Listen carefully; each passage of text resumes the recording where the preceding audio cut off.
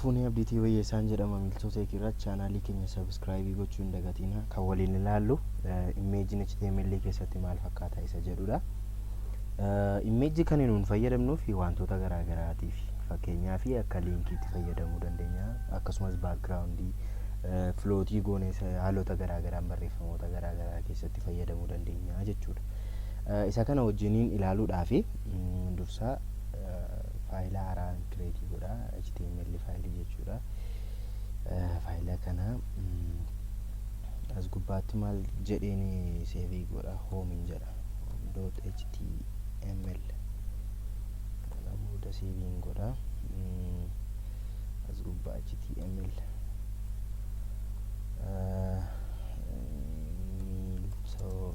teekii taayitilii isaa kanan godha. Kana booda asii maalidha hoomii irra jirra jechuudha. Akkuma isin argitanii hoomii irra jirra jechuudha.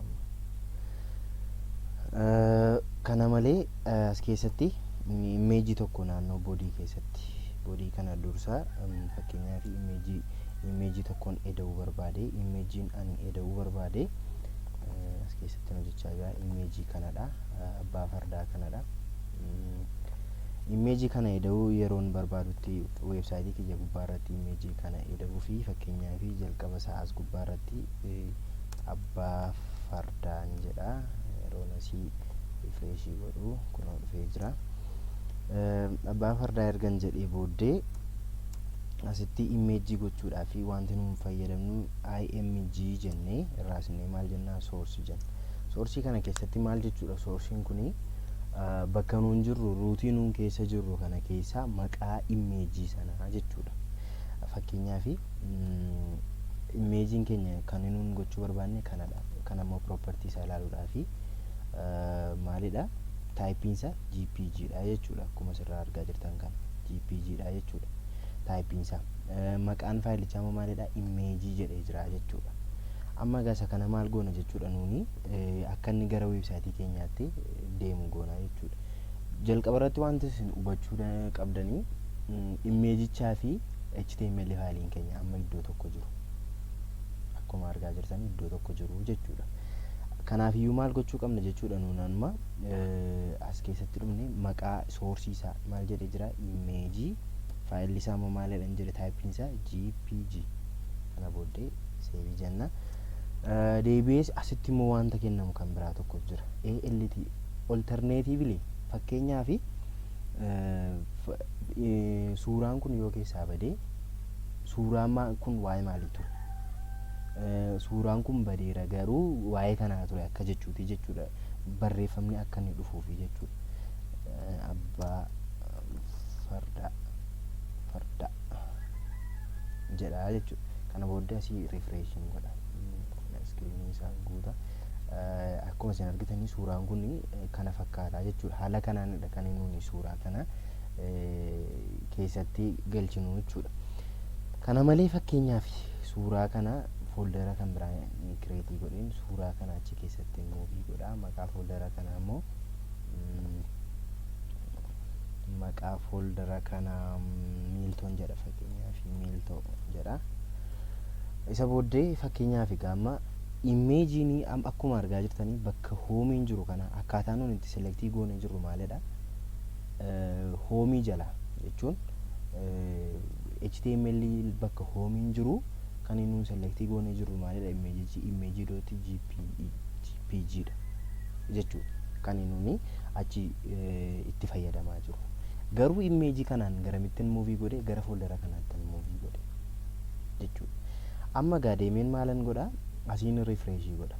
Yeroon refreshii godhutti akkuma as gubbaa irratti argaa jirtanii imeejii wayii turuu isaa argisiisaa jira jechuudha. Deebi'ee maal jedha abbaa fardaa jedha jechuudha. Farda Oromoo jedheen seevii godha. Farda Oromoo inni jettu kun barreeffamichadha. Abbaa fardaa inni jedhu kun imeejiin kun yoo displeesii sababii ta'ee fi iddoo dura jirurraa iddoo biraatti waan dabarfamee fi imeejii sana displee gochaa jiru. Kanaaf iyyuu waa'ee imeejii kana describe nu gochaa jira jechuudha. Imeejii kana itti akka inni dhufu gochuudhaaf immoo maal goona? Imeejiin kun maal jala jira? Hoomii jala faayila HTML jedhu keessa hundumti isaanii jiru. deebi'ee garuu imeejiin kun maal jala jira miiltoo kan jedhu keessa jira. Kan nuun irratti hojjechaa jirru HTML faayiliin keenya immoo maal jedhee jira hoomii isa jedhu kanadha jechuudha. Amma egaa imeejii kana selektii gochuudhaaf maal goona jechuudha. Asitti dhufnee bakka amma argaa jirtan kanatti dhufnee maqaan fooldarichaa maalidha miiltoo isa jedhu kanadha jechuudha. Maqaa fooldarichaa miiltoo jennee forward slash goonee seevii jenna. Miiltoo keessaa bakka ruutii isheen jirtu sanadha jechuudha kan nuun maqaa gochaa jirru jechuudha. Kana booddee seevii goona as deebinee browserii keenyatti deebinee refresh yeroo goonutti imeejichi deebi'ee nuuf dhufaa jechuudha. Kana malee immoo akka amma akkasuma isin argaa jirtan imeejiin kun baay'ee guddaadha. Inumaayyuu browserii keenya guute. Kanaafiyyuu imeejii kana immoo risaayizii gochuu dandeenya yookaan immoo bal'ina isaa fi dheerina isaa hir'isuu dandeenya jechuudha. Isa kana immoo akkamittiin goona jechuudha. Isa kana gochuudhaaf asumattis dhufnee gochuu dandeenya. Widthii isaa fakkeenyaaf 100 jedha. Bal'inni isaa 100 pikseliidha jechuudha. Widthiin isaa heightiin isaa immoo heightii isaa dheerina isaa jechuudha. Fakkeenyaaf 120 pikseliin godha jechuudha. Kana booddee seeviin jedha jechuudha. Kana booddee amma gaa dhaqee yeroon refresh godhu saayiziin imeejii kana akkas ilaalan ta'u jechuudha. Akkuma isin argaa jirtan kana ta'e jechuudha. Yeroo hundumaa immoo imeejii nuuni fakkeenyaaf saayiziin an godhe kanaan imeejii biraa yoo gootanii saayizii isin argattanii akka imeejii kanaa ta'uu dhiisuu danda'a. Akka browserii kanarraa mul'atu ta'uu dhiisuu danda'a. Rizoolushiniin effektii qaba jechuudha kana gubbaa irratti. Heightii isaa fi widthii isaa irratti rizoolushiniin teekcharii sana garaagarummaa qaba jechuudha. Fakkeenyaaf rizoolushiniin isaa 1000 baay'isuu 200 yoo ta'e yeroo nuuni 100tti gadi finnuu fi isa 2000 baay'isuu 3000 ta'e wajjin wal qixxee hin ta'u jechuudha. Akkaataan saayizii isaatii yookaan bal'inni widthii isaatii jechuudha. Haala kanaan risaayizii gochuu dandeenya jechuudha. Kana malee immoo imeejii akka liinkiitti fayyadamuu dandeenya. Akka liinkiitti fayyadamuu akkamittiin dandeenya isa jedhuuf immoo faayila silaattiin isin deebisa. Faayila isaa kanatti isin deebisa indeeksii faayiliitti jechuudha. Asii indeeksiin jedha. Faayilli kun kan akkuma isin argitanii kanatu irra jira. Kanarraa guutuu bottom ishee jettu kana yeroon kilikii godhu gadi bu'aa yeroon kana immoo kilikii godhu ol deebi'aa waan ta'eef. Kana bakka kanaa kan imeejiin buusuu barbaade. Fakkeenyaaf imeejiin buusuu barbaade imeejii abbaa fardaa ammaatii jechuudha. Imeejii kana buusuudhaaf maalan godha? Fakkeenyaaf kan bottomii kana abbaa fardaa kana bakka buusuu barbaade. Gara bottomiitti isa geessu kana jechuudha. Yeroo kana maalin jedha? Kunoo bakka kanaa jechuudha. Guutuu bottom bakka jettu kana asii dhufee kana keessaa balleessee maalin jedha? Imeejiin jedha. Kana booddee soorsiin isaa maalidha? Fooldara maalii jala jira? Miiltoo jala jira. Miiltoo jala amma maal jedhee jira? Imeejii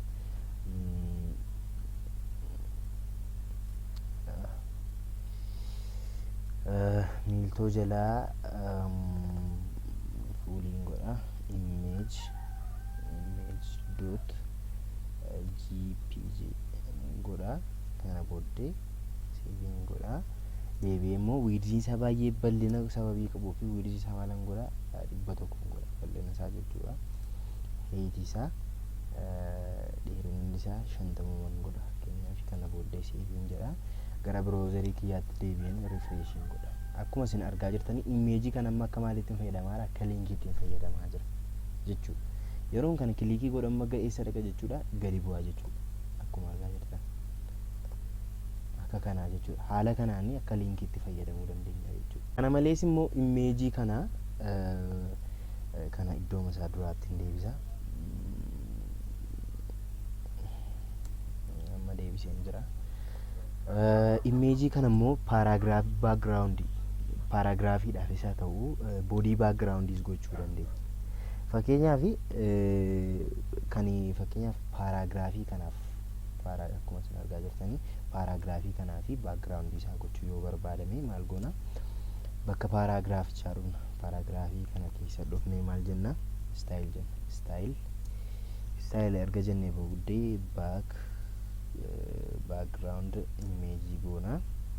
Kana booddee URL ishee jettu kana goone as keessatti maal goona? Maqaa imeejii sanaa dhoofnaa jechuudha. Maqaan imeejii sanaa maalidha? Miiltoo jala jira. Fooldara miiltoo jedhu jala imeejii .jpg kan jedhudha jechuudha. Akkas goone ammas kana gochuu duwwaa miti, width isaa fi height isaa limitiiwwan, fakkeenyaaf width isaa 500 pixeliin godha, height isaa dheerina isaas 500 godha, fakkeenyaaf 500 pixeliin godha. Seevii godheen gara browserii kiyyaatti deebiin refresh godha jechuudha. Akkuma isin argaa jirtanii imeejicha booddeetti mul'ataa jira jechuudha. Saayiziin isaa amma saayiziin isaa kun maal ta'eera, bal'ina isaatu limitii ta'ee jira. Bal'ina isaa gara fakkeenyaaf 5,000 pixelii godhu, 5,000 jechuun baay'ee humna sana caalee kommuma 3 godha. Kunis guddaadha garuu haa ta'u, akkuma isin argaa jirtanii paaraagiraafii isa kana dugda duuba imeejitu jira. Dheerinni isaa kun 100 imeejitu jira paaraagiraafii isa kana dugda duuba isaa jechuudha. Garuu paaraagiraafii isa gajjallaa kana dugda duuba wanti tokko iyyuu hin jiru, homtuu hin jiru. Sababiin isaa maaliif akka imeejiin baakgiraawundii isaa akka ta'uu fi hin filanne nu kanaafidha jechuudha. Isa kana malees kanas keessaa hin balleessina, hin haqna. baakgiraawundii bodii kana jechuun kana guutummaa masaa baakgiraawundii isaa akka imeejii ta'u yoo gochuudhaaf barbaanne immoo maal goona isa jedhuuf immoo bodii keessa dhufna. As bodii keessa dhufne maal jenna, akkuma samaa istaayil jenna. Kana booddee baakgiraawundi imeejii jenna. Asirratti URL jenna. Isa booddee as keessatti maal jenna, miiltoo bakka fooldarii imeejichi keessa jiru achi keessa amma maqaan isaa immoo maalidha, maqaan faayilichaa yookaan maqaan suuraa sanaa isa jedhu hin galchinaa jechuudha. Seevii goona. Haala kanaan galchuu dandeenya jechuudha. Kana booddee amma yeroo rifreeshii goonutti akkuma isin argaa jirtanii baakgiraawundii isaa ta'ee jira jechuudha. Kan hunduma isaatii ta'ee jira jechuudha. Haala kanaan fayyadamuu dandeenya jechuudha. Inni kan biraa gara hoomiitti isin deebisaa. Hoom gara kanaattan isin deebisa. As kunoo asii. Kan biraa immoo imeejii filootiingi. Imeejii tokko akkamittiin, imeejii lamaaf sanaa ol akkamittiin filootii goona yookaan immoo wal bukkeetti haalota teessuma isaanii haalota garaa garaatiinitu gochuu dandeenya isa jedhu waliin ilaallaa jechuudha. Fakkeenyaaf as gubbaa irratti imeejii isa kanas asumatti fidee dabala. Ana Oromoof qaaliidha kan jedhu kana kanas keessatti dabala. Kana booddee imeejii kana kanuman koppii godha. As gubbaa asittiin dhufee isuma kana hidheen maqaan imeejichaa maal jedhee jira, waan jedhee jira. Kan isa lammaffaa saayiziin isaa kanuma ta'u, kun immoo maal goona,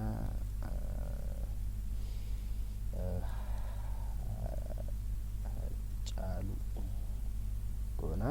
Kana booddee mai browserii keenya irraa yeroo rifreeshii goonutti maalidha, saayizii isaa xiqqoo dabaluu qaba jenatti fakkaata. Widziin isaa dheerina isaa gara 400 goona. Kan lamaan isaatii dheerina isaa kana immoo gara 300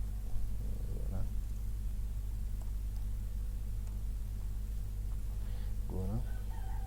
Kana booddee akkuma isin argitanii imeejiin kun lamaan amma wal bukkee taa'ee jira. Inlaayiniidha jechuudha akkaataan taa'umsa isaatii ammaa kana. Kana egaa immoo imeejiidhaan akkamittiin filootii goona isa jedhuu fi as gubbaa irratti maal jenna, filoot istaayilii keessattis gochuu dandeenya. Istaayil jennee filootinna filootii isaa fakkeenyaa fi kan isa kanaa leeftii goona. Kan isa abbaa fardaa leeftii jechuudha. Leeftii jechuun bakkuma inni amma jiru kanadha jechuudha. Fakkeenyaaf immoo raayitii goona. Raayit. Akkuma isin argaa jirtanii imeejii kana maal goone jirra, kan isa kana kan abbaa fardaa kana maal goone jirra, gara harka mirgaatti akka inni naanna'u goone jirra jechuudha. Innis maaliini, filootii koomaandii kanaanidha jechuudha. Akkuma isin argaa jirtanii jechuudha. Kan isa kanaas haaluma kanaan gochuu dandeenya jechuudha. Fakkeenyaaf istaayilii goone as gubbaa irratti filootii isaa kan kanaa immoo leeftii goona. isa booda akkas yoo goone wanti jijjiiramu tokko hin jiru. Sababiin isaa kun silaamti isaayyuu maal ta'ee jira, gara harka bitaa qabatee jira jechuudha. Fakkeenyaaf immoo wal jalan fuudha, kana maaliin godha, raayitiin godha, kana immoo isa kana immoo leeftiin godha. Amma wal jala fuudhe yeroo rifreeshii godhutti suuraaleen isin as gubbaa irratti argitan kuni wal jala fuudhamu jechuudha. Akkuma isin argitan kanadha. Imeejii gara barbaannetti fayyadamuudha dandeenya. Bakka barbaannetti gara mirgaatti gorii bitaatti gorii jechuu dandeenya jechuudha haala kanaan. Kana malee immoo wanta inni isinitti argisiisuu barbaadu tokko maalidha, fiigariidha. Waa'ee fiigarii wajjiniin ilaalla. Kana malees jechuudha. Fakkeenyaaf kana paaraagiraafii tokko keessan godhaasi. Kana booddee fakkeenyaaf fiigarii tokko insertii gochuu kana ammaaf irraan kaasa. Paaraagiraafii kana keessatti amma akkuma isin argitanii as gubbaa irratti duwwaadha. Paaraagiraafii kana keessatti maal gochuun barbaadanii fiigarii naadii gochuu barbaade. Fiigarii gaafa jennu haalota garaa fakkeenyaaf biloogii faa keessatti suuraan tokko gararraa ta'a, jalatti immoo kaapshinii faa ni qabaata jechuudha. Warreen akkasii akkamittiin gochuu dandeenya, fiigarii jennaas gubbaa irratti jechuudha. Fiigarii erga jennee booddee immoo imeejii sana kenna. Fakkeenyaaf kana imeejichi kanadha jechuudha. Istaayil filootii kana keessaan baasa. Imeejichi kanadha. Rifreeshiin godha kana akkuma isin argaa jirtanii imeejichi kanadha. Fakkeenyaaf as gubbaa irratti tekstii muraasa barreessuudhaaf asuma gubbaadhaan fida. Fakkeenyaaf isheema kana ni fida, koppiin godha. Isa booddee as gubbaa irratti ni tekstii godha. Kana booddee amma imeejii kana yeroo ilaaltanii barreeffamni jira, barreeffama taansii immoo kanatu jira jechuudha. Deebi'ee immoo ammas immoo jala kanattis isuma sanan tekstii godha. Akkuma isin argitanii haala kanaan jira jechuudha. Imeejiin kun waa'ee maalii nutti himaa jira isa jedhuuf immoo kaapshinii yookaan immoo wanta isa adda baasu sana kennuudhaaf immoo maal gochuu akkamittiin goona isa jedhuufi imeejicha jalatti dhufna fiigarii keessatti jechuudha. Isa booddeesti maal jenna, fiigi kaapshinii isa jettu kana goona. Fiigi kaapshinii goonee maal jenna, fakkeenyaaf abaluu abbaa suuraa kana fakkeenyaaf Haacaaluu Hundeessaa jedhan fakkeenya. Kana booda rifreeshii yeroo goonutti akkuma isin argitanii kun kaapshinii kanadha jechuudha. Waa'ee suuraa kana amma kan nutti himaa jiru maalidha, jecha kanadha jechuudha. Suuraan kun maalidha isa jedhu as jalattidha jechuudha. Fiigarii garaagaraa fi kaapshinii fayyadamuudhaaf jechuudha. Haalota akkasii keessatti kan nu gargaarudha jechuudha. Kutaa itti aanuun wal argina. Irra deebiin kun Milkoo Teek. Chaanaalii keenya sabiskiraayibii gochuun dagatinaa. Galatoomaa.